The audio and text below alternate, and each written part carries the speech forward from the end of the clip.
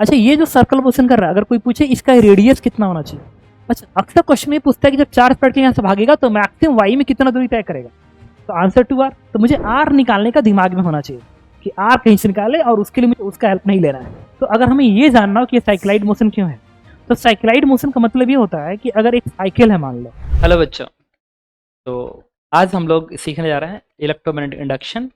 But इसके पहले मैं एक डिस्क्लेमर देना चाहता हूँ कि अगर आप सिर्फ जेई मेंस का प्रिपरेशन कर रहे हो, ये एडवांस का नहीं कर रहे हो, तो फिर इस लेक्चर को मत देखिएगा, क्योंकि इसमें एक डिटेल एनालिसिस है। हालांकि ये जो क्वेश्चन है के अंदर जो आ रहा है वो क्वेश्चन ऑलरेडी आपको क्लास में कराया जाता है, बट वो उस डिटेल पे नहीं जाता है।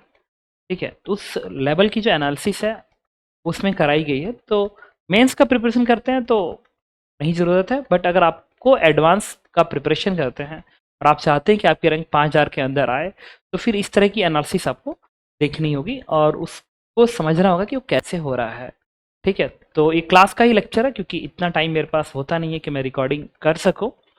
तो एक क्लास का ही लेक्चर है, बट एक अच्छी एनालिसिस है, और ऐसे ही जब भी मुझे टाइम मिलेगा मैं आपको ऐसे से एनालिसिस दिया करूँगा। ठीक है, तो देखिए टू बी वाला केस जो पढ़े थे ना, इसमें देखना वो जो क्वेश्चन करा रहे थे ना, उसमें ये था, हाँ स्पाइरल वाला साइक्लाइड जो मोशन था। ठीक है, मैग्नेटिक फील्ड्स इस तरीके से दी गई थी, इलेक्ट्रिक फील्ड वाई डायरेक्शन में था,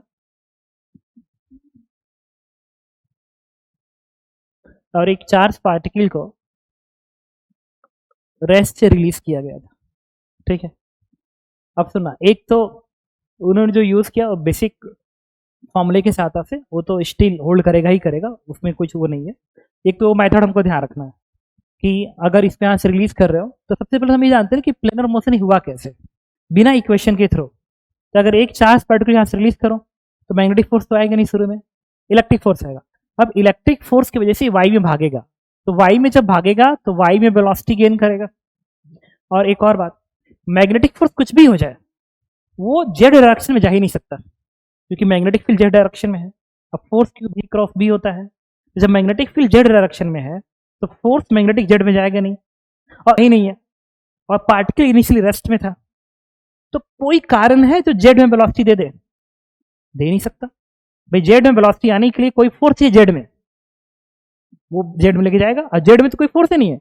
इलेक्ट्रिक फोर्स वाई में जा रहा है और मैग्नेटिक फोर्स जेड में जा ही नहीं सकता, क्योंकि फील्ड जेड में है, तो कोई फोर्स ही नहीं है जो जेड में, तो motion must be in X Y plane. तो एक्स वाई प्लेन में तो प्लेनर मोशन हो गया। ठीक है, अब प्लेनर मोशन होने के बाद अब उन्होंने क्या किया कि किसी टाइम पे इसको यहाँ पे भेज दिया, प्लेन भेजा, फिर इस वाले पोजीशन पे इसकी वेलोसिटी तुमने वी एक्स लिख दी, इस पे वी वाई लिख दी, फिर नेट फोर्स लिखी, नेट फोर्स लिख के उसका इक्वेशन एस एच एम वाला सॉल्व कर दिया और आंसर आ गया। अब सुनना एक चीज और,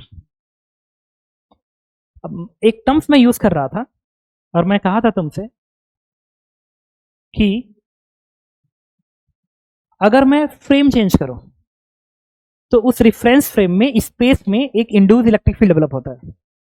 तो मेरा एक दिमाग काम कर रहा है कि कुछ ऐसा मैं करूं ताकि ये इलेक्ट्रिक फील्ड ही गायब हो जाए।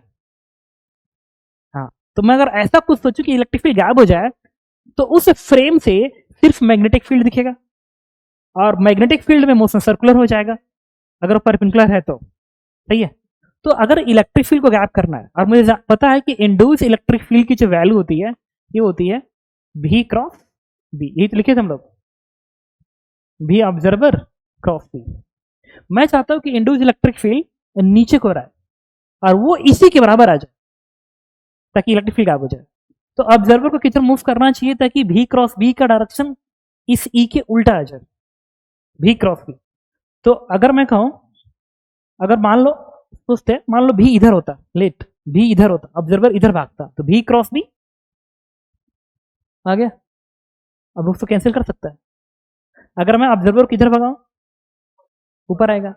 ठीक है, तो अब इस सेकेंड अप्रोच में, इस अल्टरनेट अप्रोच में, मेथड 2 में मैंने एक ऑब्जर्वर सेलेक्ट किया, रेफरेंस फ्रेम सेलेक्ट करो, और ये जो रेफरेंस फ्रेम है वो इस डायरेक्शन में भाग रहा है, और कितने से भागना चाहिए, वो भी बाई कितना होना चाहिए, एक्स में भागना चाहिए ई बाई बी से, क्योंकि इसी के बराबर मैं इंड्यूस चाहता हूं। तो मैंने लिखा ई इज इक्वल टू भी नॉट इज टू बी, क्योंकि भी और बी में एंगल 90 है, इससे भी नॉट मिल गया ई बाई बी। मतलब एक ऑब्जर्वर अगर ई अपान बी के वेलोसिटी से इधर भाग रहा है, तो इस ऑब्जर्वर को इस चार्ज पार्टिकल पे भी क्रॉस बी, देखो भी क्रॉस बी इधर दिखेगा, तो जो इंड्यूस इलेक्ट्रिक फील्ड आएगा वो भी एग्जैक्टली ई के बराबर आएगा, और ये ई इसी को कैंसिल कर देगा। मतलब इस रेफरेंस फ्रेम से देखने पे मेरे पास ये पूरा का पूरा क्वेश्चन इस फॉर्मेट में कन्वर्ट हो गया कि एक चार्ज पार्टिकल है, ऑब्जर्वर रेस्ट में, हाँ एकदम सही करो, ये रेस्ट पे था। इसका मतलब कि इस ऑब्जर्वर को ये चार्ज पार्टिकल इनिशियली ई अपान बी से एक्स में भागता नजर आएगा, सही है। तो अगर ये ई अपान बी से एक्स में भागता नजर आया इनिशियली, और मैग्नेटिक फील्ड सिर्फ है और बाकी तो कुछ नहीं है, हाँ इसका मतलब ये प्योर सर्कुलर मोशन करेगा, और ये जो प्योर सर्कुलर मोशन करेगा वो इस तरीके से करेगा, ये ऐसे सर्कुलर मोशन करेगा।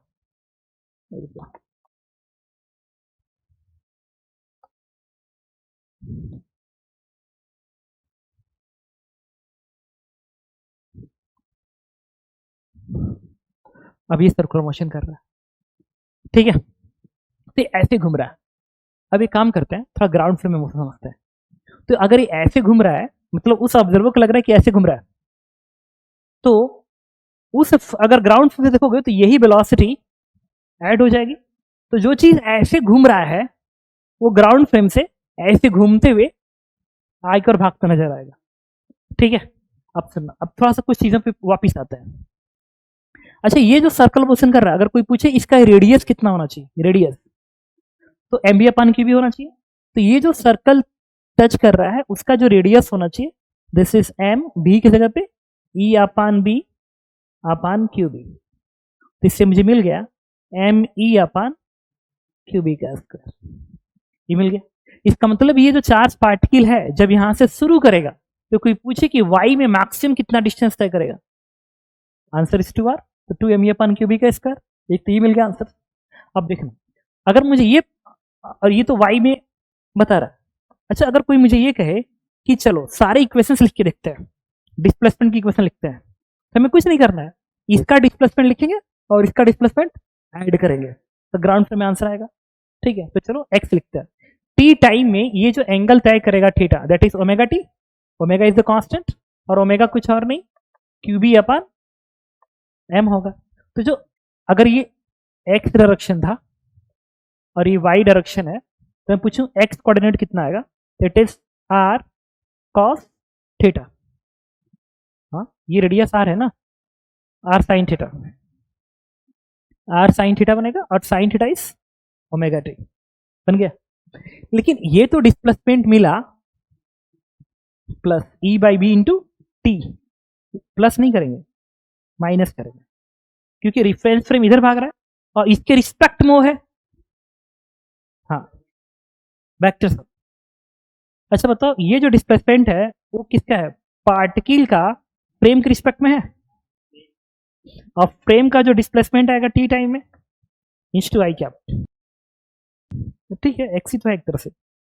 तो कोई पूछे कि इस पार्टिकल का डिस्प्लेसमेंट कितना होना चाहिए, एक्स कोऑर्डिनेट, दोनों को जोड़ दे, तो आगे हमारा R sine omega T minus ई upon B into T, ये मिल गया एक्स कोऑर्डिनेट। अरे ये जो है, अच्छा ये उसके रिस्पेक्ट में है, सही है। तो अगर ये इसके रिस्पेक्ट में है, तो कोई पूछे कि इसका डिस्प्लेसमेंट ग्राउंड फ्रेम में बताओ, तो बताओ पार्टिकल का फ्रेम के रिस्पेक्ट में, देखो यहां पे था टी बराबर 0 पे और टी टाइम पे यहां पहुंच गया, तो यही तो होगा एक्स कोऑर्डिनेट। नहीं, मैंने इधर एक्स प्लस बोला, इधर वाई प्लस है, तो आके थोड़ा इधर आया होगा। ये जो वैल्यू है, ये वैल्यू इनिशियली टी बराबर 0 पे, देखो ये 0 दे रहा है, और टाइम बढ़ेगा तो साइन ओमेगा टी, ठीक है, ज्यादा होगा compare to E upon B into T से, ताकि वैल्यू प्लस है। अच्छा, अगर ये वैल्यू प्लस आई, लेट ये वैल्यू प्लस आई, इसका मतलब कि टी बराबर 0 पे यहाँ पे है, तो कुछ समय बाद ये इधर गया होगा, उसका एक्स पॉजिटिव आना चाहिए। ये देखो एक्चुअल सेंस क्या है, यहां से शुरू किया, अगर यहां से शुरू किया तो ये चार्ज पार्टिकल पहले ऊपर भागेगा ना, तभी तो तुम्हें क्या किया, बी क्रॉस बी, ये इधर आएगा, तो ये इधर भागा, इसका मतलब कि ये पूरी वैल्यू नेगेटिव आनी चाहिए, सही है ना, तो आएगी। तो इसका नेगेटिव इस बात को बता रहा है कि ये इधर ना होकर इधर होगा, क्या प्रॉब्लम है, सही है। अब यही चाहिए, तो ये बनेगा r minus are cos theta that's it omega t, मिल गया वाई कोऑर्डिनेट्स, और आर तो हमें ऑलरेडी पता है। अब एक बार एक्स और वाई कोऑर्डिनेट आ गया, ठीक है, और इसमें जोड़ने की जरूरत ही नहीं है क्योंकि वो तो एक्स में भाग रहा है, सही है। और अगर मैं, हाँ, अगर मुझे मुझे वेलोसिटी बताओ तो इसको या तो मैं डिफरेंशिएट कर दो, या एक तरीका और भी था, अगर ग्राउंड फ्रेम वेलोसिटी निकालनी हो तो ये वेलोसिटी पता कितनी होगी, ये ई अपान बी होनी चाहिए, ई अपान बी कांस्टेंट वेलोसिटी, और ये अगर थीटा है तो ये क्या बनेगा, थीटा। हाँ, तो जो हम वेलोसिटी का वेक्टर फॉर्म लिखेंगे, वेलोसिटी का वेक्टर फॉर्म वो लिखेंगे ई अपान बी कॉस थीटा की जगह पे ओमेगा टी माइनस ई अपान बी, सही है ना, आई कैप, समझ गए हो कैसे, इसके इस कंपोनेंट में मैं उसके कंपोनेंट को सब्ट्रैक्ट करेंगे तो ये पूरा आई कैप बन जाएगा, और यही चीज अगर मैं वाई में लिखूं तो ई upon B sign omega T, जे क्या बन गया, सही है। और अगर मैं पूछूं एक्सेलरेशन तो उसका तो एक्सेलरेशन 0 है, इस पोजीशन पे जो एक्सेलरेशन होगा वही होगा आर ओमेगा का स्क्वायर का कॉस कंपोनेंट और साइन कंपोनेंट लिख देंगे, या उसको डिफरेंशिएट कर दो, तो वेलोसिटी भी दे दिया, पोजीशन भी दे दिया, और एक्सेलरेशन भी दे दिया, सही है। अच्छा, अब ये इसमें एक पॉइंट है कि ये वास्तव में साइक्लाइड मोशन क्यों बोला जाता है, ठीक है। तो अगर हमें ये जानना हो कि ये साइक्लाइड मोशन क्यों है, तो साइक्लाइड मोशन का मतलब ये होता है कि अगर एक साइकिल है, मान लो एक साइकिल है, और साइकिल के बॉटम पे तुम एक ब्लैक डॉट लगा दो, क्योंकि बॉटम वाला ही पॉइंट रेस्ट पे होता है, तो अगर मैं उसको इससे कंपेयर करूं तो यहाँ पे इनिशियली रेस्ट पे है, इनिशियली रेस्ट पे है, और साइक्लाइड वाले केस में बॉटम पॉइंट रेस्ट पे होता है।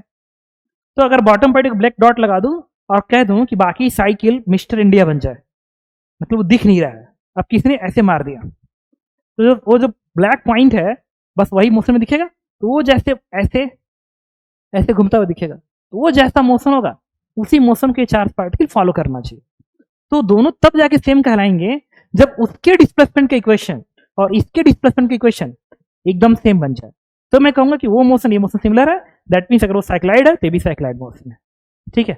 अब अगर मैं इसी चीज को पकड़ूं वहां पे जाके, तो देखना, तो अगर ये साइकिल का पहिया है इस तरीके से, और अगर मैं कहूं कि ये हमारा वाई एक्सिस है और इधर हमारा एक्स एक्सिस है, और इस साइकिल का पहिया बेसिकली भाग किधर रहा था, इधर भाग रहा था, ई अपान बी से इधर भाग रहा था, ये ई अपान बी से सेंटर भाग रहा होगा, ई अपान बी से, तो ना भी फिर एक बार ना समराइज करना पड़ेगा अगर इसके अच्छे क्वेश्चन में जाना होगा तो ई अपान बी दिखा दिया, तो टी टाइम में पूछो, और ये पॉइंट यहाँ पे है टी बराबर 0 पे, बॉटम वाला पॉइंट जो कि चार्ज पार्टिकल है यहाँ पे टी बराबर 0 पे, तो टी टाइम पे ये जो सर्किल होगा ये थोड़ा सा आगे ऐसे आ जाएगा, तो अगर ये आगे आया तो मुझे ये बताओ, ये डॉट थोड़ा सा ऐसे गया तो मैंने यहाँ पे मान लिया, सुनते रहना मेरी बात, ये जो डॉट यहाँ का था वो यहाँ आ गया, लेट यहाँ आ गया, तो अगर यहाँ आ गया और ये जो थीटा है, ये थीटा, ये अगेन ओमेगा टी है, और ओमेगा जो है वो अगेन क्यूबी अपान एम की तरह से है, और एक बार मैं ये देखना पड़ेगा कि क्या इसका ओमेगा और उसका ओमेगा अगेन क्यूबी अपान एम है कि नहीं, तभी तो हम बैलेंस करते जाएंगे दोनों को, ठीक है। तो तुम देखना, अगर ये थीटा है और मैं पूछूं कि इसका एक्स कोऑर्डिनेट बताओ, इसका एक्स कोऑर्डिनेट, तो एक्स कोऑर्डिनेट बनना चाहिए माइनस साइन ये पूरा डिस्टेंस, यहां से लेके हाथ तक की दूरी E upon B into T, centre की वेलोसिटी कांस्टेंट प्योर रोलिंग, ये बनेगा E upon B into T minus ये distance, it is R sine theta, sine theta is nothing but omega T.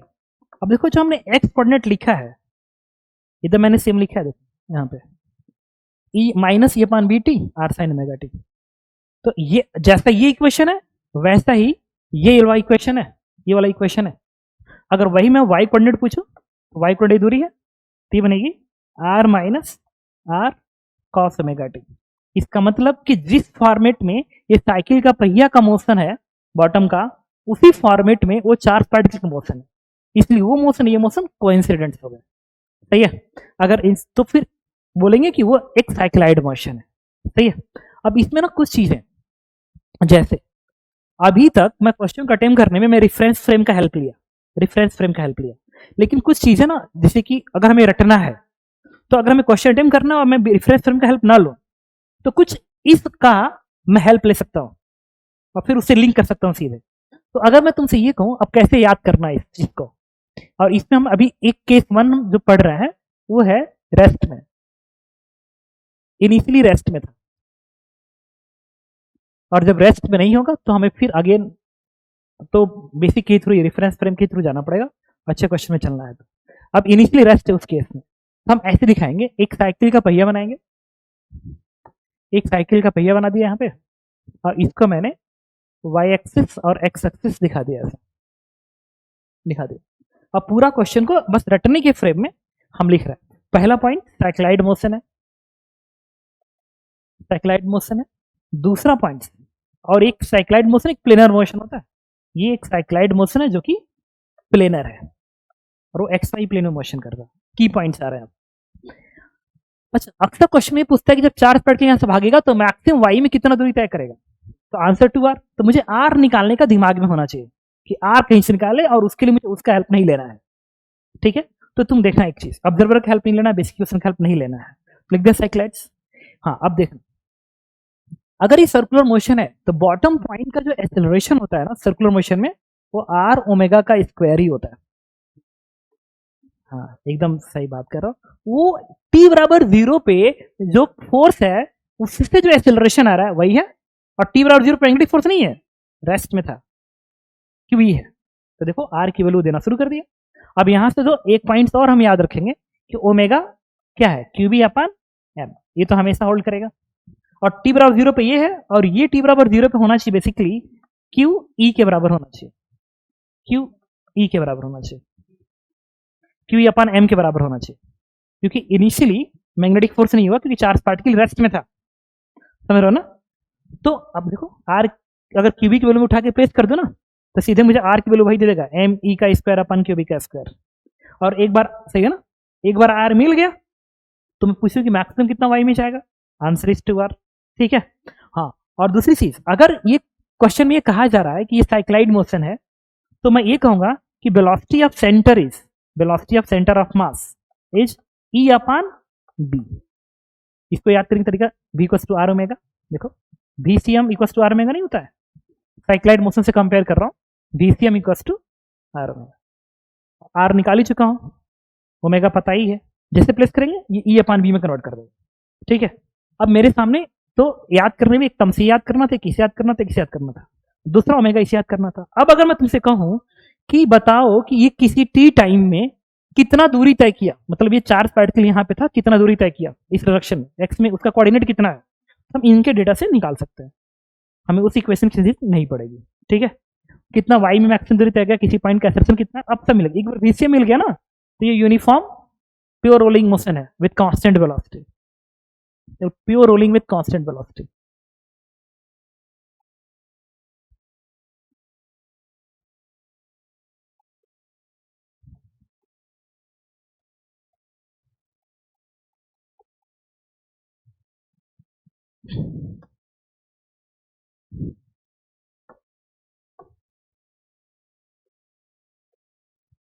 यहाँ पे अब इस data को याद रखें। ठीक है।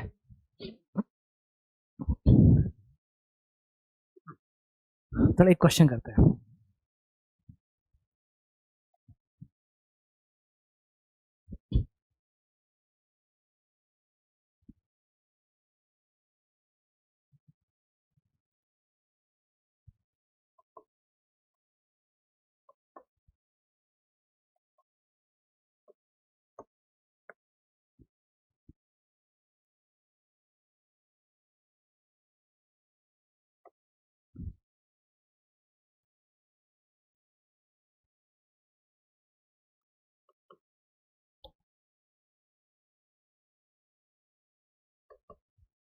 ठीक है।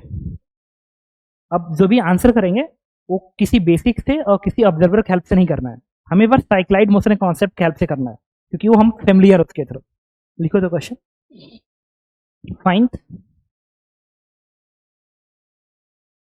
फाइंड एक्सेलरेशन ऑफ पार्टिकल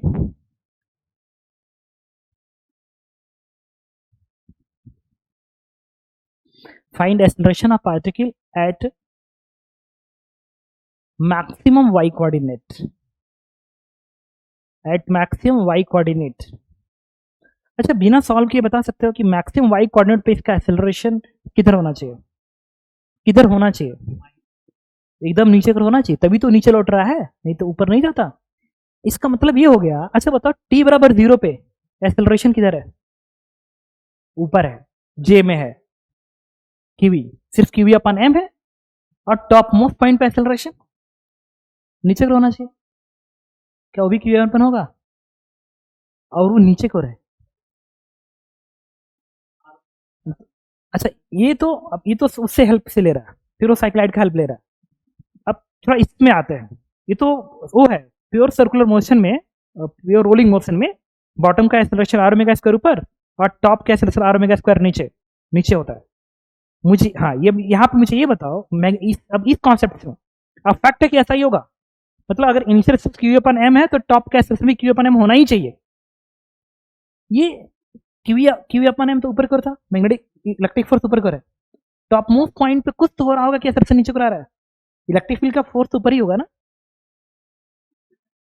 हाँ हाँ, मतलब टॉप मोस्ट पॉइंट पे मैग्नेटिक फोर्स की वैल्यू डबल रही होगी इलेक्ट्रिक फोर्स से, जिसकी वजह से एक्सेलरेशन नीचे को आ रहा है। सही है। इसका मतलब कि यहाँ पे एक्सेलरेशन ऊपर को रहा है, टॉप मोस्ट पॉइंट पे नीचे को रहा है, तो फिर बीच में कहीं ना कहीं एक ऐसा पॉइंट आया होगा जहां पे एक्सेलरेशन 0 रहा होगा। ठीक है, तो लिखो अब इस क्वेश्चन का आंसर पहले लिखो। मैक्सिमम हाइट पे एक्सेलरेशन निकालना है। तो ठीक है, तो उस कॉन्सेप्ट की हेल्प से हमने लिख दिया कि वो कुछ और नहीं, क्यू अपान एम होना चाहिए, और यही हमारा एक्चुअल में आंसर है, और डाउनवर्ड डायरेक्शन में होगा। ठीक है, सेकेंड क्वेश्चन इसका, find maximum possible velocity of charge particle. Find maximum possible velocity of charge particle. एकदम सही बात है, 2e अपन बी होना चाहिए, क्योंकि प्योर रोलिंग मोशन है, तो बॉटम पे 0, बीच में अपन बी, तो वो जो चार्ज पार्टिकल टॉप अटेंड किया होगा वो ट्वाइस का अटेंड किया होगा, 2e अपन बी अटेंड किया होगा, तो मैक्सिमम स्पीड 2e अपन बी अटेंड किया होगा। अच्छा, ऊपर का जो मैंने एक्सेलरेशन बताया वो तो उससे बताया है। अब इस वाले कॉन्सेप्ट से मैग्नेटिक फोर्स की वैल्यू डबल होगी, देखो अभी समझ में आ जाएगा, टॉप मोस्ट पॉइंट पे, इसी की वजह से। हाँ, क्योंकि टॉप मोस्ट पॉइंट पे वेलोसिटी डायरेक्शन इधर है, 2e अपान बी, 2e अपान बी, और ये ऊपर की ओर है, तो क्यू भी क्रॉस बी, भी क्रॉस बी आ गया नीचे, और ये जो फोर्स रहा होगा, हाँ 2 QE बनेगा, तो ये बन गया 2 QE, और वो फोर्स QE, तो बन गया एक्सेलरेशन QE अपान एम, नीचे की ओर बन गया। ये होना ही चाहिए था। सही है ना। अब लिखो तो next question, find find time, find time comma velocity of particle, velocity of, find time comma velocity of particle and acceleration of particle, acceleration of particle, find time comma velocity of particle and acceleration of particle when acceleration in y direction is 0, when acceleration in y direction is 0 first time, first time, क्योंकि ये तब फिर कई बार होगा नहीं। हाँ, periodic बनता जाएगा, ये एक टाइम, ये हमेशा पीरियोडिक बनेगा। सही है ना।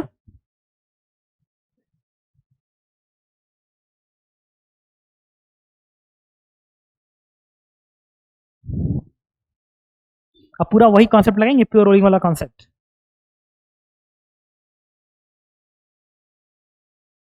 सेंटर के फ्रेम में वेलोसिटी हमेशा आर ओमेगा होगा, सेंटर के फ्रेम में वेलोसिटी हमेशा आर ओमेगा है, जो कि ई अपान बी है। अच्छा R omega is E upon B, sure हो ना? हाँ देखो अभी तो लिखे तुम लोग, R omega is E upon B होना ही चाहिए ना, सेंटर की वेलोसिटी ई अपान बी होती है तो आर ओमेगा होती है।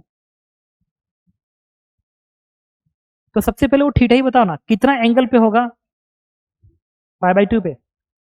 एक सेकेंड, तीसरे में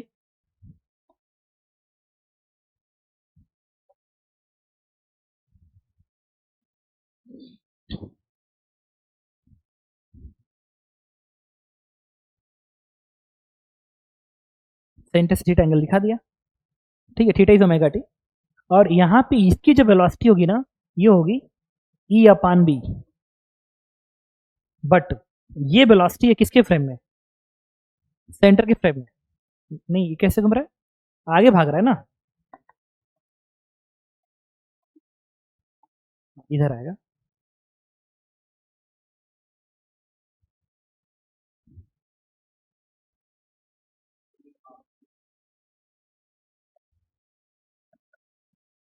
ये ई अपान बी होना चाहिए, सही है ना? ठीक है, अब एक एक करके सोचते हैं हम। हमको वाई डायरेक्शन में नेट एक्सेलरेशन जीरो करना है, तो वाई में तो एक्सेलरेशन क्यू ही होना चाहिए, इलेक्ट्रिक फील्ड वाला। अब मैग्नेटिक फोर्स वाला नीचे होना चाहिए, क्यू ई के ही बराबर। तो इस वेलोसिटी के दो कंपोनेंट में एक थीटा एंगल है, तो ये एंगल क्या बनेगा? अगर आगे मैं भगा दूं थीटा 90 थीटा थीटा, तो ये बनेगा E upon B sine theta, नहीं ई अपान बी कॉस थीटा। लेकिन इसकी वजह से एक्सेलरेशन वाई में नहीं आएगा। हाँ, तो वाई में जो एक्सेलरेशन आएगा, ये वाला कंपोनेंट कितना बनेगा ई अपान बी का? ई अपान बी कॉस थीटा, सही है ना? अब देखना, और ये वाला एक वेलोसिटी बन गई। अब थोड़ा मैग्नेटिक फोर्स देखते हैं कि किधर आएगा। इस वेलोसिटी की वजह से मैग्नेटिक फोर्स क्यू भी क्रॉस बी इधर आ रहा है, बट इधर में इंटरेस्टेड नहीं है, हम इंटरेस्टेड है जो इधर आया। इसका मतलब, और ये वाली वेलोसिटी वाई में देगा। देखो अगर मैं कहूं कि ये वाला इससे, ये वाला ज्यादा है इससे, देखो तो भी इधर आ गया, तो भी क्रॉस बी आ गया, और क्वाइट पॉसिबल है कि उसको बैलेंस कर दे। नहीं, इसका मतलब कि मैं यहां पे ये लिख सकता हूं कि Q E magnetic force, electric force is balance by electric magnetic force Q भी क्रॉस बी, सही है ना? तो हम इसको लिखेंगे Q E upon B minus ई upon B cos theta Q भी बी। ये समझ रहा मैं क्या करने की कोशिश कर रहा हूं, सही है ना? अब यहां से क्यू कट गया, और ई अपान बी भी कट गया ना, क्या?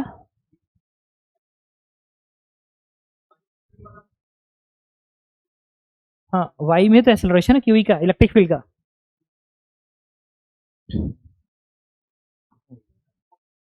नहीं लेकिन ये कॉस थीटा, हाँ, एकदम सही बात बोल रहा।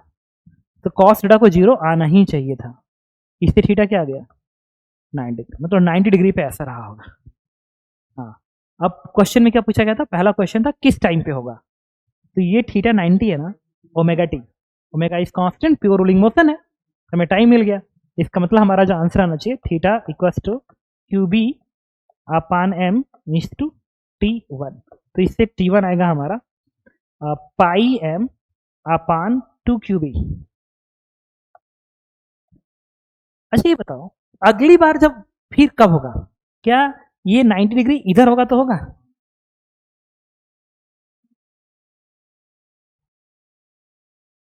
नहीं, यहाँ पे आर ओमेगा इसका सेंटर की तरफ। हाँ, एकदम सही बात बोल रहा है। ये तो होता ही है कि सर्कुलर मोशन में यहाँ पे एक्सेलरेशन यूनिफॉर्म सर्कुलर मोशन है ना, तो जो एक्सेलरेशन सेंटर की तरफ होगा वही होगा आंसर, समझ रहे हो ना? अरे सुनो तो, किसी भी पार्टिकल यूनिफॉर्म सर्कुलर, किसी भी सर्कुलर मोशन में किसी पार्टिकल के सेंटर ऑफ किस में निकालो और सेंटर का जोड़ दो आगे ग्राउंड फ्रेम में, और सेंटर के पास तो कोई एक्सेलरेशन ही नहीं है, सेंटर तो कांस्टेंट वेलोसिटी से जा रहा है, तो एक्सेलरेशन ही नहीं है। इसका मतलब कि किसी पार्टिकल के जो सेंटर के फ्रेम में होगा वही उसका ग्राउंड फ्रेम में एक्सेलरेशन होगा, सही है? और ओमेगा कांस्टेंट है, इसका मतलब सिर्फ सेंट्रीपिटल एक्सेलरेशन होगा R omega square toward the centre. इसका मतलब एक बार यहां पे होगा, एक बार यहां पे होगा, वापिस यहां पे, वापिस, हर बार पाई एंगल का एडिशन लगेगा, नहीं समझ रहे हो क्या बोल रहा है? सही है ना? तो अगर मैं पॉसिबल आंसर पूछूं कौन कौन से होंगे, तो पाई एम अपान 2 क्यूबी, क्या ये जो एंगल होना चाहिए ये pi by I odd number चलना चाहिए। हाँ तो ये सही करो, तो ये आना चाहिए 2n-1 पाई बाय 2, ये बनना चाहिए। समझ रहे हो क्यों ना? एन के पे 1 रखा तो इधर 2 रखा तो मिलता जा रहा है। तो ठीक है, इससे हमें पॉसिबल आंसर मिल गया। तो हम वो सारे टाइम निकाल सकते हैं जिस टाइम पे ऐसा होगा। हाँ बांट दीजिए।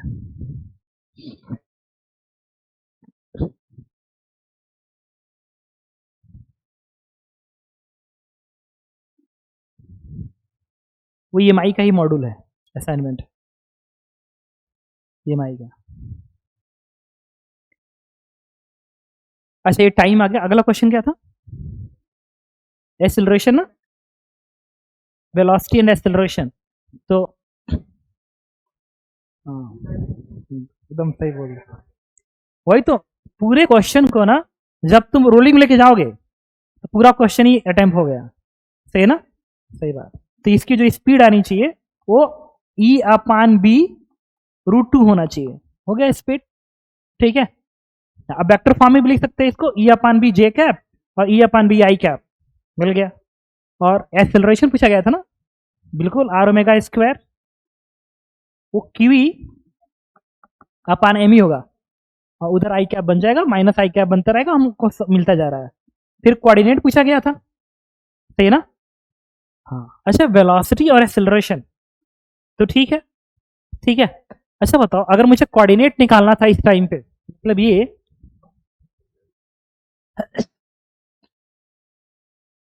ये इधर भाग रहा है तो यहां पे आ गया, तो यहीं पे तो है ये पार्टिकल, यहीं पे तो है, इसका कोऑर्डिनेट चाहिए। तो इसका जो एक्स कोऑर्डिनेट आएगा, जो पहली बार आए एक्स कोऑर्डिनेट आएगा, पहली बार एक्स कोऑर्डिनेट, ये वाली दूरी कैसे निकलेगी बता सकते हो? बताओ, पहली बार एक्स कोऑर्डिनेट ये कितना होगा?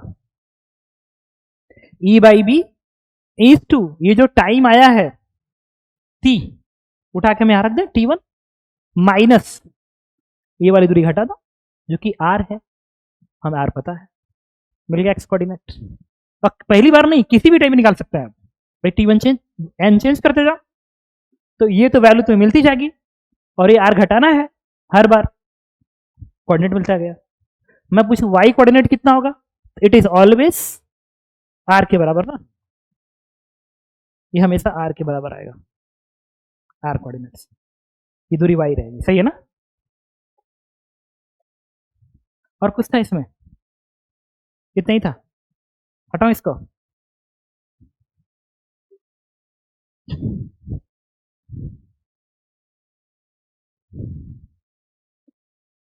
सही है, प्रियांशु कुछ पूछना है? हटा दो। अच्छा एक बताओ, अब इस क्वेश्चन को थोड़ा सा मैं चेंज कर दिया, अब ये थोड़ा सा अच्छा बनेगा ये। हाँ अब मैं इस चार्ज पार्टिकल को इनिशियली वेलोसिटी दे दिया, इलेक्ट्रिक फील्ड E के बराबर है, मैग्नेटिक फील्ड B के बराबर था, और इस डायरेक्शन में मैंने E/B की वेलोसिटी दी, नहीं E/B क्या V0 दे दिया, या लिख लो, E/B ही लिख लो, ज्यादा अच्छा रहेगा। वेलोसिटी दे दिया, चार्ज पार्टिकल की इनिशियल वेलोसिटी V1 है, और चार्ज Q है, मास M है। अब बताओ,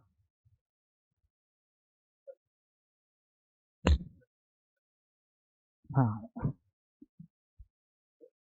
हाँ एक सेकेंड, तो ये सही बोल रहा है क्योंकि,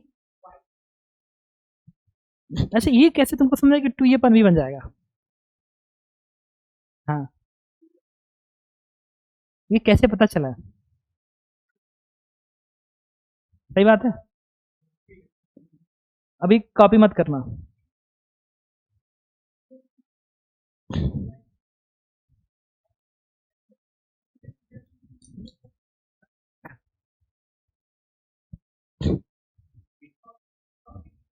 हाँ बताओ।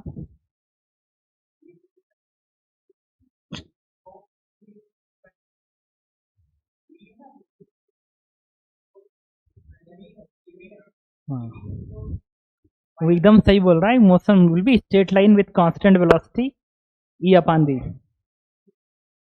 हाँ, क्योंकि इलेक्ट्रिक फोर्स गायब हो गया, ठीक है, और उस फ्रेम से ये रेस्ट पे आ गया, तो मैग्नेटिक फोर्स भी गायब होगा। अच्छा, ये ई अपन बी है ना, तो क्यू भी क्रॉस बी, देखना, क्यू भी क्रॉस बी, हम ग्राउंड फ्रेम में लिख रहे इक्वेशन, तो ग्राउंड फ्रेम में क्यू भी क्रॉस बी इधर, अब मैग्नेटिक फोर्स क्यू भी ऊपर, दोनों कैंसल आउट। वो तो वेलोसिटी सेलेक्टर जो बोल रहा है वो यूनिफॉर्म वेलोसिटी से भागता रहेगा, सही है, नो डिफ्लेक्शंस, सही है। तो देखो क्रॉस मैग्नेटिक फील्ड है, स्टिल साइक्लॉइड मोशन नहीं अगर एस पे नहीं है तो। अब अगर मैं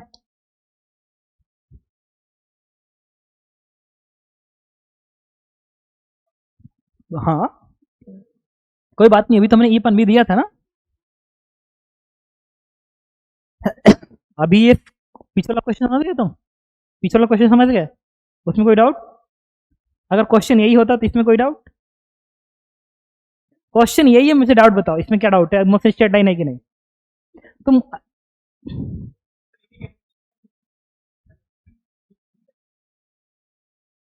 वो तो उस पर जाएंगे, अगर सुनो तुम 2 मिनट के लिए, यही क्वेश्चन है, और मैं अभी ऑब्जर्वर सेलेक्ट नहीं कर रहा हूं, मैं ग्राउंड फ्रेम में ही हूं, तो क्या ग्राउंड फ्रेम में इसके ऊपर नेट फोर्स 0 लग रहा है? श्योर हो?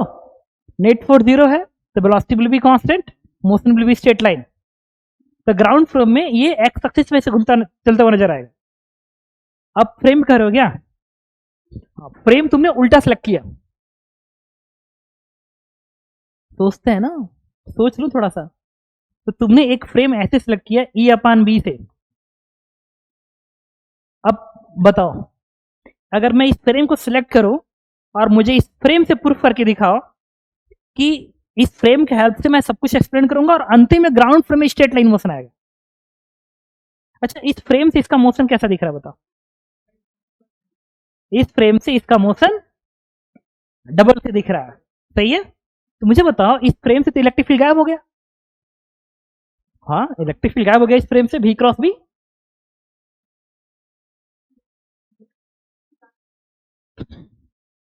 नहीं, इलेक्ट्रिक फील्ड गायब करना, सही करो ना, हमें इलेक्ट्रिक फील्ड गायब करना है, तभी तो क्वेश्चन अटेम्प्ट होगा। तो हाँ, अगर मैं इधर चलो, ये अपान बी से इलेक्ट्रिक फील्ड गायब हो गया, अब इस फ्रेम से इसका मोशन कैसा है? भागेगा ही नहीं, रेस्ट पे है। अगर रेस्ट पे है ही नहीं, इसका मतलब वो ग्राउंड फ्रेम में सेम वेलोसिटी से भाग रहा है, क्योंकि हाँ, हाँ, इसके फ्रेम में,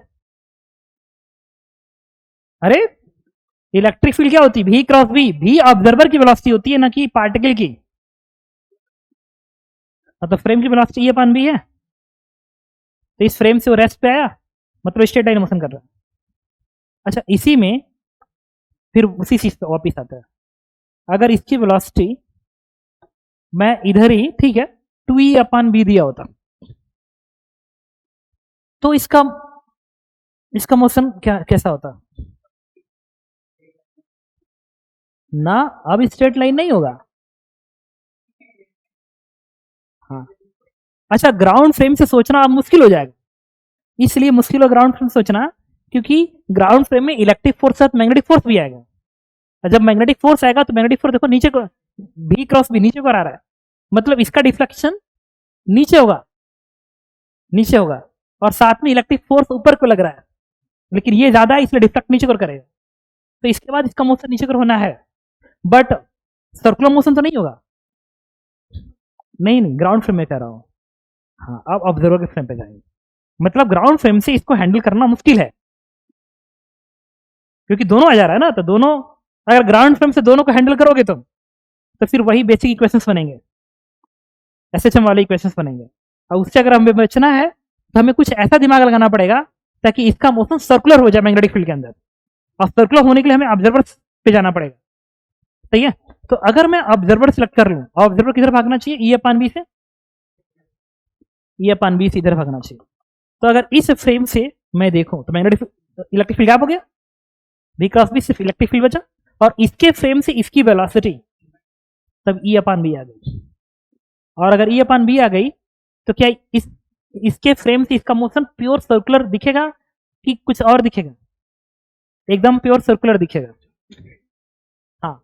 बस सेंटर किधर आएगा, नीचे को आ जाएगा, जो कि पहले वाले केस में ये ऊपर को बन रहा था, तो ये आ जाएगा यहाँ पे। तो फिर वो इस तरीके से सर्कुलर मोशन है।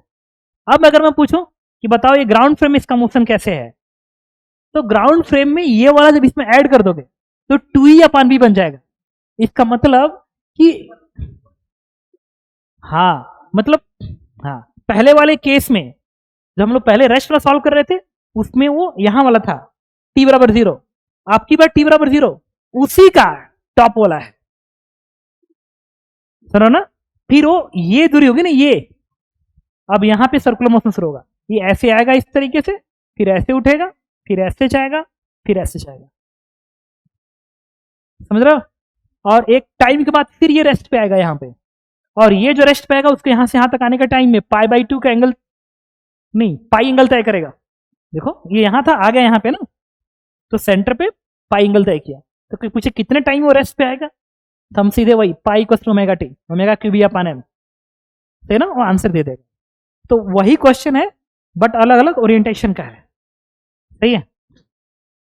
अच्छा एक बात बताओ, इसी में हटाओ इसको,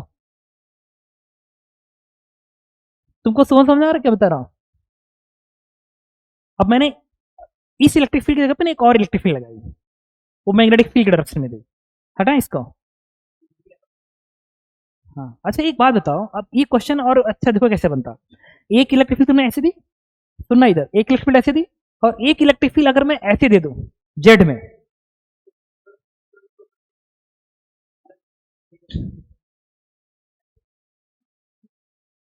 हाँ ये एकदम सही बात बोल रहा हूं, हम रखेंगे यही इसके वजह से, तो इसके वजह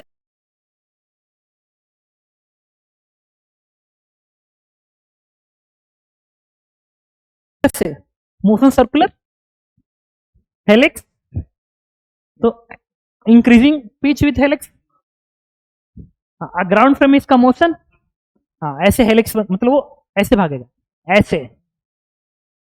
हेलिकल साइक्लाइड बन जाएगा, ठीक है। अब उसको कैलकुलेट किया जा सकता है, सही है ना। हटा इसको। अच्छा इसी में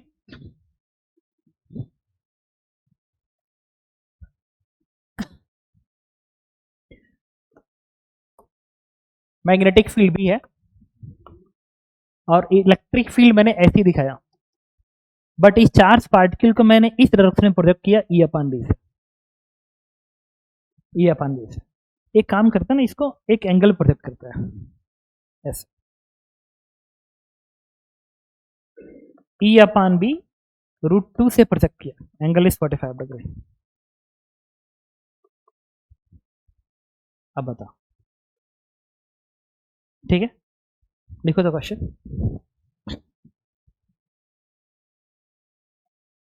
अच्छा ये सही करो तुम, ये ट्वाइस कर लेते ना, 2E/B √2 है, ठीक है। फाइंड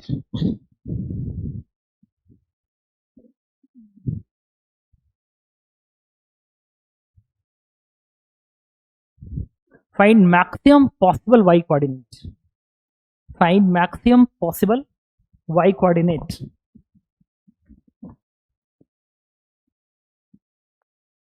and also find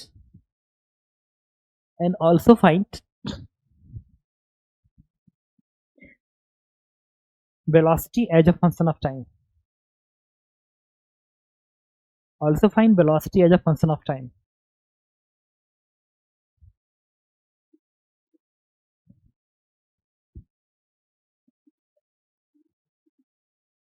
ठीक है, हो सकता है। सबसे पहले हमने इसका कंपोनेंट्स किया, तो ये हमारा बना था 2E/B और ये हमारा बना था 2E/B। अब तुमने एक फ्रेम सिलेक्ट किया जो कि इधर भाग रहा था ना, E/B से इधर भाग रहा था, और इस फ्रेम से जो मैक्सिमम वाई होगा वही आंसर भी होगा, क्योंकि इसका मोशन तो एक्स में है, इसका मतलब ये हट जाएगा। हाँ, अब इसका मतलब कि अब इनका अब इलेक्ट्रिक फील्ड गैप हो गया, अब इसका रिजल्टेंट, इसका जो रिजल्टेंट है ये, वो कुछ ऐसे बनेगा।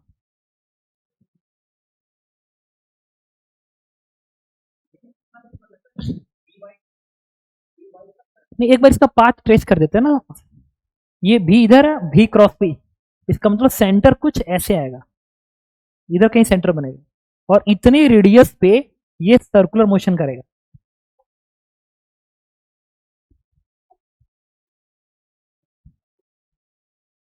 ये इतने रेडियस पे एक सर्कुलर मोशन करेगा ऐसे।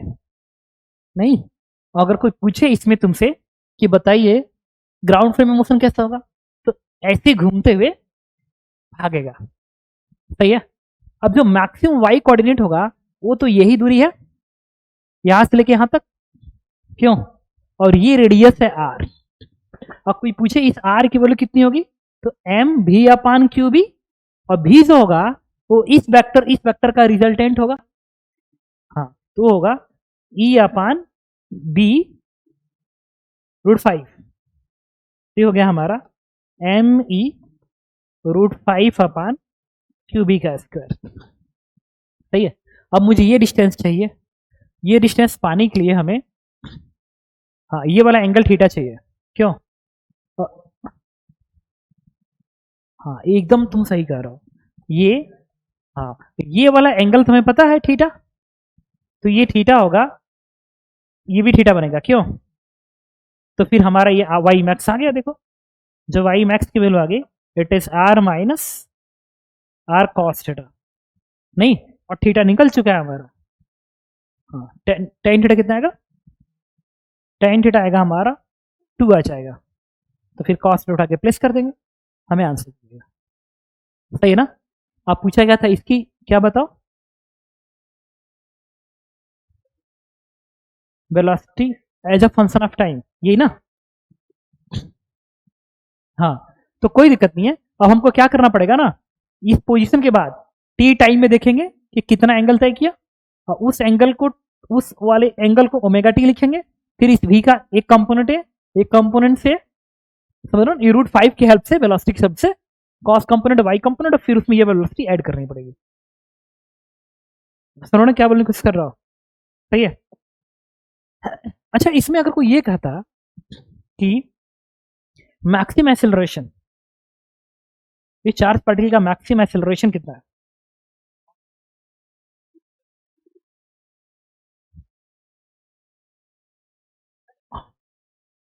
देखो तो क्वेश्चन, नहीं नहीं, प्योर साइक्लाइडल मोशन है ये।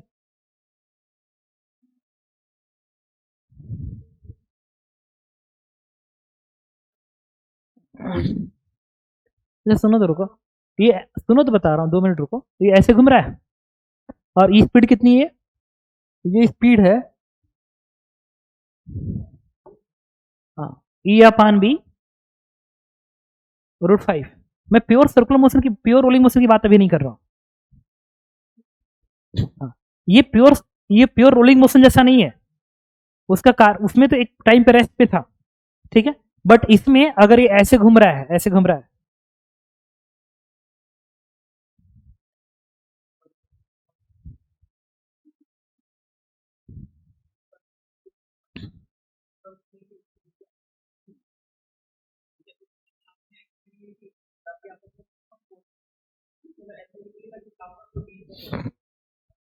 नहीं, top most bottom point rest पे नहीं आएगा। उसका कारण ही है, देखो तो ये वाली वेलोसिटी तो कांस्टेंट रहेगी ना इसके फ्रेम में, कांस्टेंट रहेगी।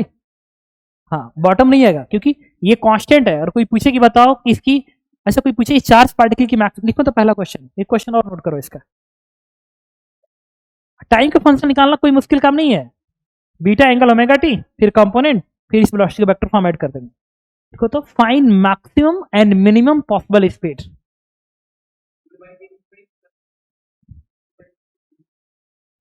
हाँ, find maximum and minimum possible speed.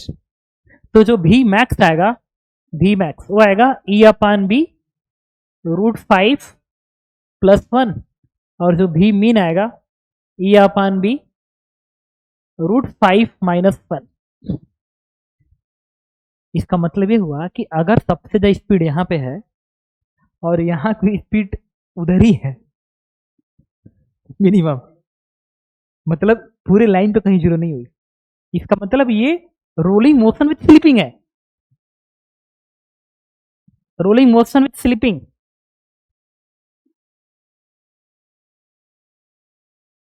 हाँ, अरे मैं ऐसा क्वेश्चन दूं तुमको कि एक स्फीयर है, ठीक है, जो प्योर सर्कुलर मोशन कर रहा है, हाँ, बट इसकी जो वेलोसिटी है वो 2v के बराबर है, वेलोसिटी सपोज करो 3v के बराबर है, 3v के बराबर है, तो फिर ये बॉटम पॉइंट रेस्ट पे नहीं आएगा ना। हाँ, इसकी वेलोसिटी कितनी होगी, v होगी, तभी तो इसके इसका सम ही आ रहा है। तो फिर ये जैसा मोशन है, ये वाला मोशन भी वैसा ही है। मतलब ये मोशन कैसा है, slipping with rolling, rolling with slipping, slip कर रहा है। तो ये जो परफॉर्म मोशन कर रहा है, ये ऐसे ही कर रहा है। मतलब ये एक रेफरेंस लाइन ऐसे बना दोगे ग्राउंड पे, और इसका इसका मोशन ऐसे ही होगा, ऐसे ही होगा, बट बॉटम पॉइंट रेस्ट पे नहीं आएगा। सही है। अच्छा एक बात बताओ, एक टर्म्स जो रेडियस ऑफ कर्वेचर होता है ना सर, बताया जाता है, तो याद करो pure rolling motion radius of curvature ना टॉप मोस्ट पॉइंट का आता है, रेडियस ऑफ कर्वेचर 4r आता है, और बॉटम पॉइंट का 0 नहीं, v square by normal acceleration v 0, radius of curvature 0, pure circular motion radius, सही है, बॉटम पॉइंट और टॉप मोस्ट पॉइंट का 4r आता है। तो उसका जब पाथ ट्रेस किया जाता है ना, जब पाथ ट्रेस किया जाता है, देखो तो ऐसे दिखाया जाता है, इस तरीके से, मतलब ऐसे जाके शार्पली ऊपर, क्योंकि देखो ये ऐसे है, रेडियस कुछ है, इसको और कम करो, और कम करो, तो 0 वाला कैसा होगा, ये लाइन एकदम टच करते दिखते हैं, 0 रेडियस अगर दिखाना चाहोगे तो इसीलिए जहां प्योर सर्कुलर मोशन होता है ना, प्योर रोलिंग मोशन, वहां पे ऐसे दिखाया जाता है, इस तरीके से सीधे इसको टच करके वहीं से बाउंस ऊपर को करेगा। बट ये अभी हम लोग जो पढ़ रहे हैं उस केस में ऐसा पाथ नहीं दिखेगा, क्योंकि यहां का रेडियस ऑफ कर्वेचर 0 एकदम नहीं है। सही है ना। और इसका अच्छा बताओ, bottom point radius of curvature नीचे है कि ऊपर की ओर है, इस क्वेश्चन पे। अच्छा ये बताओ, ऐसे तुम दिखा रहे हो, तो इस वाले पॉइंट पे रेडियस ऑफ कर्वेचर नीचे है कि ऊपर है, ऑफ कोर्स नीचे है, क्यों आ रहा है, या यहाँ पे अगर ऐसे आ रहा है तो देखो यहाँ पे रेडियस कर्वेचर इधर है, इधर रेडियस कर्वेचर इधर है, और यहाँ पे चेंज हुआ है, अभी तो 0 है, इधर ये इधर, यहाँ पे चेंज है। तो यही चीज अगर मैं तुमसे यहाँ पे पूछूं इस क्वेश्चन में कि बॉटम पॉइंट का रेडियस कर्वेचर किधर है, ऊपर है कि नीचे है, कर्वेचर का रेडियस किधर है, ऊपर है कि नीचे है, बॉटम पॉइंट पे वेलोसिटी इधर है, हाँ वेलोसिटी इधर आएगी, इसकी ग्राउंड फ्रेम में √5 - 1 है, तो वेलोसिटी इधर है, और v square by normal acceleration होता है, और इस पॉइंट पे एक्सेलरेशन किधर है, ऊपर करोगा ना, रेडियस ऑफ कर्वेचर ऊपर करोगा, यहाँ पे भी ऊपर होगा, और यहाँ पे नीचे का होगा, एक्सेलरेशन किधर है, v स्क्वायर बाई r, सही बात, सही है। आप कोई पूछे कि इस पूरे के दौरान maximum possible radius of curvature कितना है,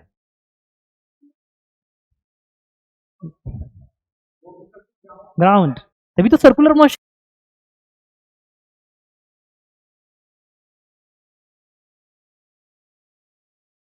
है, ग्राउंड फ्रेम में सर्कुलर नहीं है, क्योंकि रेडियस ऑफ कर्वेचर अलग अलग है। सही है। तो मैक्सिमम रेडियस ऑफ कर्वेचर कहाँ पे है, टॉप मोस्ट पॉइंट पे, क्योंकि फॉर्मूला होता है v square by an, normal section हर जगह बराबर है, तो v मैक्स यूज करना पड़ेगा, सबसे ज्यादा यहाँ पे और सबसे कम यहाँ पे। सही है ना। ठीक, हटाओ इसको।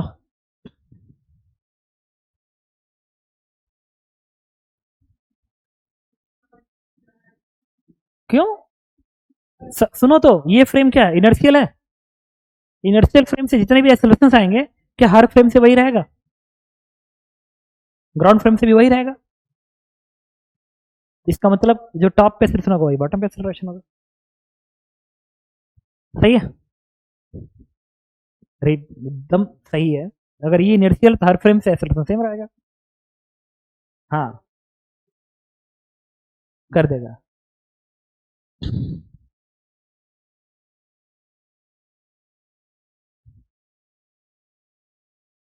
हटाए।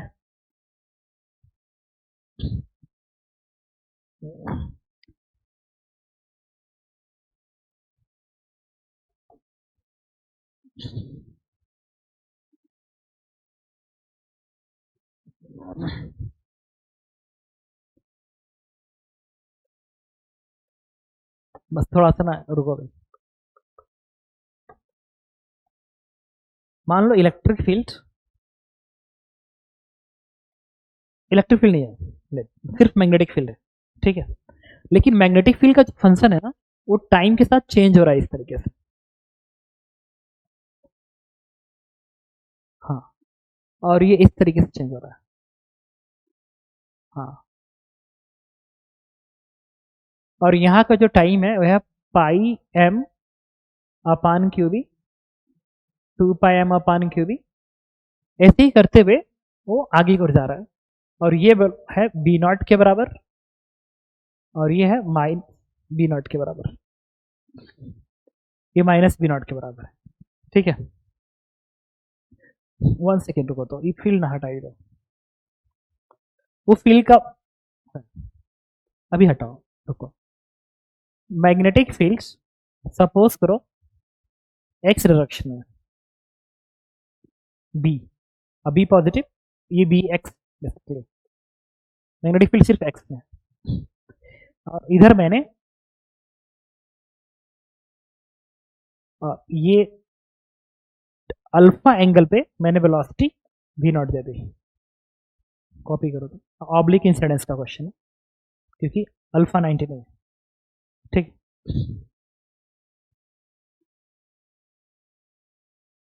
अब लिखो तो क्वेश्चन।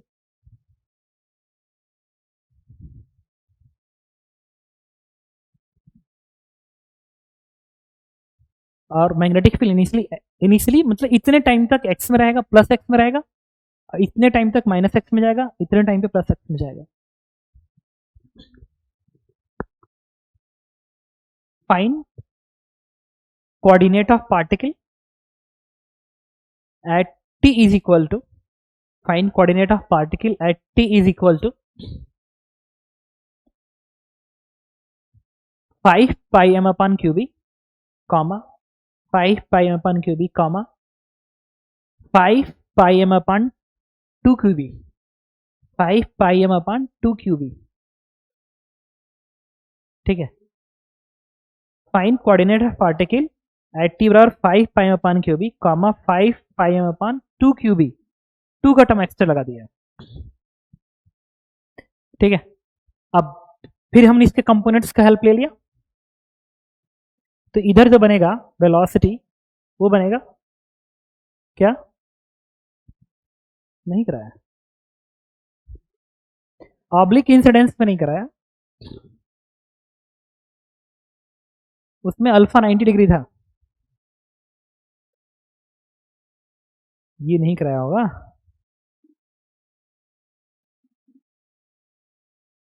यही हो सकता है।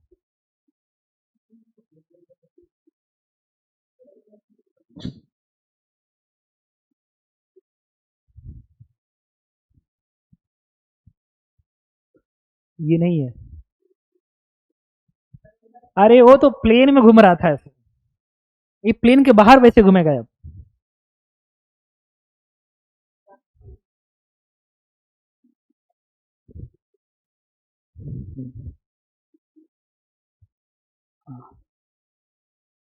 एक और बार नहीं, दूसरा क्वेश्चन मुझे अच्छे से पता है। अब थोड़ा मोशन देखते हैं। तो पहला जो पाई एम अपान क्यूबी है, अच्छा ये वाली वेलोसिटी तो कांस्टेंट रहेगी, B naught upon cos alpha, और इसके वजह से भी क्रॉस पी अंदर को रह रहा है, देखो यही आएगा, सर्कुलर मोशन के लिए रिस्पॉन्सिबल होगा, और एक्स का मोशन तो हमेशा ये कांस्टेंट रहेगा एक्स में, भाई मैग्नेटिक फील्ड जिस डायरेक्शन में होगा उधर की वेलोसिटी कोई असर ही नहीं पड़ेगा, कांस्टेंट रहेगी। अब भी इधर है, समझ गया ना, भी क्रॉस भी, तो ये घूमेगा ऐसे, हाँ, और ऐसा नहीं, जब भी इधर हो जाएगा तो ये इधर आ गया मैग्नेटिक फील्ड, तो भी क्रॉस भी, तो फिर ये घूमेगा ऐसे, फिर घूमेगा ऐसे, ठीक है, तो ये घूम रहा है ऐसे, लेकिन इस वेलोसिटी की वजह से वो भागेगा आगे, मतलब हाँ, अगर इस प्लेन से देखोगे तो तुम्हें ये मोशन ऐसे दिखेगा, बट ये बाहर निकलता हुआ दिखेगा, हाँ, मतलब एक अजीब सा हेलिक्स है, जो कि इसको हेलिक्स नहीं बोलेंगे, मतलब हाँ, तो एक काम करते हैं, अगर हमें आंसर करना है तो एक्स डायरेक्शन के मोशन को भूल जाए क्योंकि वो तो कांस्टेंट रहेगा, ठीक है। सिर्फ हम वाई जेड प्लेन के मोशन को देख लें, और वाई जेड का प्लेन का मोशन वही है जो तब तुम बोल रहे हो सर, इसमें ये अलग से बस एडअप है, ठीक है। तो इसमें जो एक्स कोऑर्डिनेट होगा, पहले क्वेश्चन का एक्स कोऑर्डिनेट, वो टाइम एक्स की velocity v not cos alpha इंस टू टी कर देंगे। अब टी में दोनों ऑप्शन पुट करोगे क्योंकि ये तो हमेशा यही आएगा, इसमें तो कोई प्रॉब्लम नहीं है, पहले में भी एंड दूसरे में भी एक्स कोऑर्डिनेट तो यही रहेगा, है ना। वाई जेड भी चेंज होने वाला है। अब वाई जेड, हाँ, तो वाई जेड मोशन सर्कुलर हो जाएगा, तो हम इस तरीके से दिखाएंगे, वाई ऐसे दिखा दिया और जेड इधर दिखा दिया, तो मैग्नेटिक फील्ड एक्स किधर आएगा, X cross Y, X cross Y Z होता है ना, तो ये इधर आ जाएगा। फील्ड इनिशियली बी नॉट ऐसे होगा, सही ना, तभी तो एक्स क्रॉस वाई जेड बनेगा, सही है। और इनिशियल वेलोसिटी किधर है, वाई में है, बी नॉट साइन अल्फा, तो भी क्रॉस बी, तो घूमेगा ऐसे, ऐसे घूमेगा, फिर इसके बाद ऐसे घूमेगा, हाँ गलत हो गया, ये घूमेगा इधर, तो घूमेगा ऐसे, फिर उसके बाद ऐसे, फिर ऐसे, नहीं क्योंकि यहां पे आएगा तो भी क्रॉस भी, है ना। हाँ, अब मुझसे पूछा गया था कितने टाइम बाद, 5 पाई अपान क्यूबी पे, ठीक है। तो ये पाई अपान क्यूबी, पाई अपान क्यूबी, पाई अपान क्यूबी, कितना आ गया, एक नहीं, दो, दो दो चार, यहां पे आएगा, है ना, यहां पे, इसका मतलब वो यहां पे होगा, नहीं, इसका मतलब उसका जो वाई कोऑर्डिनेट होना चाहिए वो प्लस आर होना चाहिए, और आर कुछ और नहीं, एम भी naught sine alpha upon Q B naught का मैग्नीट्यूड बना देगा, और जो जेड कोऑर्डिनेट रहेगा -5 आर बन जाएगा, सही है। अब सेकेंड क्वेश्चन पूछा गया था 5/2, तो 5/2 पाई एम अपान क्यूबी पे, तो नहीं, अरे ये क्या है, पाई, हाँ हाँ, हमने वही निकाला है। और सेकेंड केस में, फर्स्ट केस में वाई 0 हो जाएगा क्या,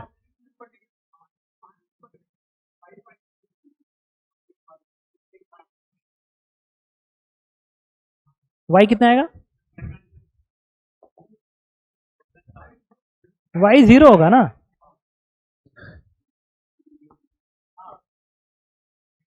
हाँ, ये सही, -10 आवर्स, सही तो है, ठीक है।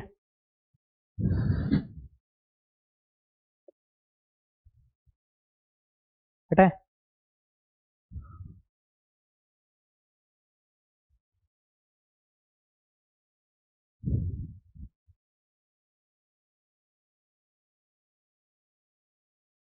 हटा रहा हूं,